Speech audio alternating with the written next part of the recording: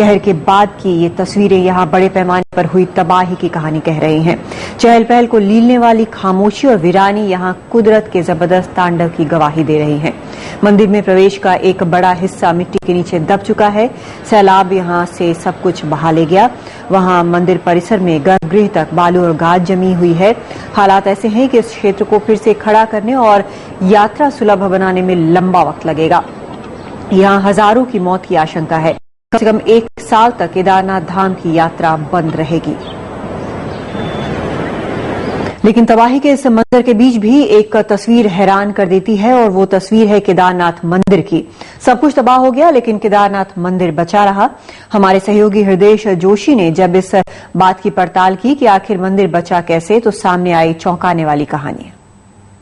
हम केदारनाथ के मंदिर में पहुंचे हैं जहां चारों ओर तबाही का नजारा है। जिस जगह में खड़ा हूं बताया जा रहा है कि ये 4 से 5 फीट ऊंची ये जगह थी। यहाँ एक प्लेटफॉर्म हुआ करता था। यहाँ पर यात्री आके पूजा अर्चना करते थे, उस मंदिर के भीतर घुसते थे। लेकिन मंदिर के दरवाजे में हम जानबूझकर आपको नहीं दिखा रहे हैं, कोई 5 से 6 बॉडीज अभी पड़ी हुई हैं और जो डिकम्पोज होना शुरू हो गई हैं। मेरे सहयोगियों ने मुझे यहाँ बताया कि कोई 25 बॉडीज जो है वो मंदिर के अंदर से निकाली गई। ये बताना चाहते हैं ये पौराणिक मंदिर है केदारनाथ का।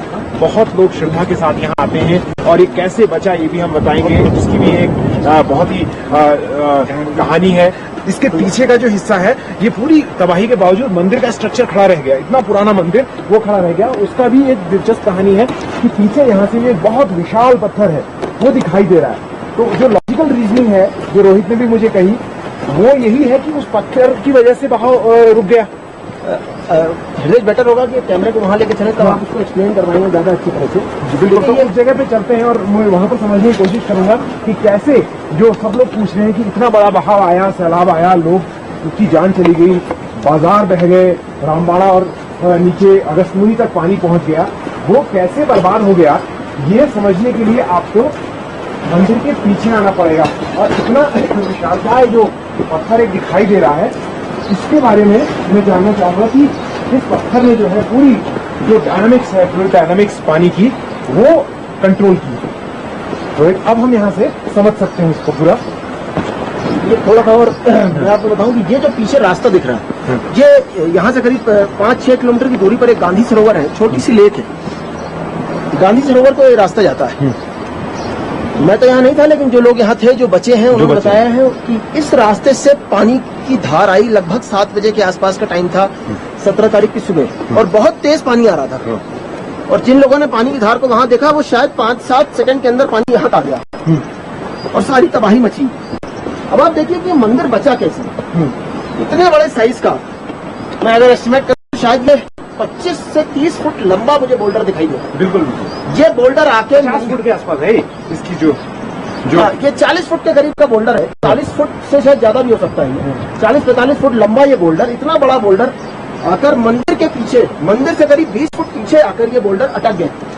और इस बोल्डर ने जो पानी का प्रेशर था सारा इम्पैक्ट इस बोल्डर ने लिया। इस बोल्डर से पानी की जो धार आ रही थी, बहुत मोटी धार आ रही थी, वो पानी की धार इस बोल्डर से टकराई है और दो हिस्सों में बटी। वो धार एक मंदिर के राइट साइड से निकली, एक मंदिर के लेफ्ट साइड से निकली और राइट साइड और लेफ्ट साइड दोनों साइड्स में भारी तबाही मची है। आप देख सकते हैं कि जो आसपास की बिल्डिंग्स है बिल्कुल जमींदोज हो चुकी है। मंदिर के पीछे का ये जो एरिया है यहाँ बड़ी बड़ी इमारतें होती थी। भारत सेवा संघ का आश्रम था, शंकराचार्य समाधि स्थल था, बहुत बड़ा हॉल था उसका, कई बिल्डिंग्स थी यहाँ पर। ये कहीं नामो निशान रह नहीं गया उन बिल्डिंग्स का। तो काफी इंटेंसिटी और प्रेशर के साथ पानी आया है और जब वो इतने बड़े बड़े बोल्डर्स ला सकता है तो आप देख सकते हैं कि कल्पना करने की बात है कि कितने लोग दब गए होंगे, कितनी इंटेंसिटी रही होगी, क्या तबाही हुई है। और देखिए, लेकिन एक बार फिर मंदिर का अगर दिखाएं, मंदिर की इमारत वो बिल्कुल बुलंद खड़ी है इस सब के बावजूद। ये चमत्कार हमें यहाँ देखने को मिल रहा है बिल्कुल।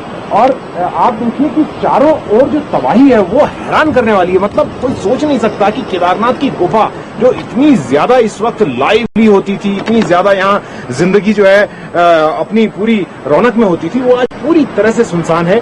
लेकिन जो इस वक्त की कहानी यही कहती है, हम उस बात को समाप्त कर सकते हैं कि इस वक्त की कहानी यहाँ पर यही है केदारनाथ के मंदिर की कि यहाँ पर कुछ नहीं बचा है, सिर्फ कुछ नहीं बचा है। जो शुरुआत होनी है वो जिंदगी की जो यहाँ पर तिजारत है, जिन लोगों की जो जिंदगी का खर्चा और जिंदगी की रोजी चलती थी, उन सबको भी तबाह कर दिया इसने। और चारों ओर का इलाका जो है, मंदाकिनी नदी उधर बह रही है और बिल्कुल बर्बादी है और लगता है काफी लंबा वक्त लगेगा एक बार फिर से इसे पटरी में। अपने सहयोगी मोहम्मद आरिफ के साथ केदारनाथ मंदिर से विदेश।